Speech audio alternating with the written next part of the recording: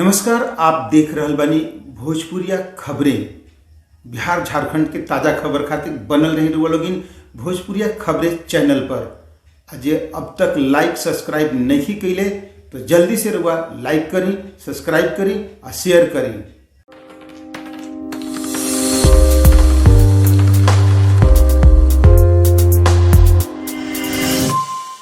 भोजपुरिया खबरें बिहार झारखंड में देखी। आज बिहार में वायरल बड़ी तेजी से हो रहा बा एगो वीडियो, जहां बख्तियारपुर के एगो कार्यक्रम में युवक मंच पर चढ़ करके नीतीश कुमार मुख्यमंत्री के मरले थप्पड़। ओकरे बाद प्रशासन युवक के कैले गिरफ्तार। का भइल आगे विस्तार से दिखाई, लेकिन ई वीडियो के पुष्टि भोजपुरिया खबरें बिहार झारखंड नहीं करत, क्योंकि ये वायरल हो रहा बा सोशल मीडिया पर और वायरल के आधार पर ई खबर बा। देखी पूरा खबर का बा, ई विस्तार से दिखाई भोजपुरिया खबरें बिहार झारखंड।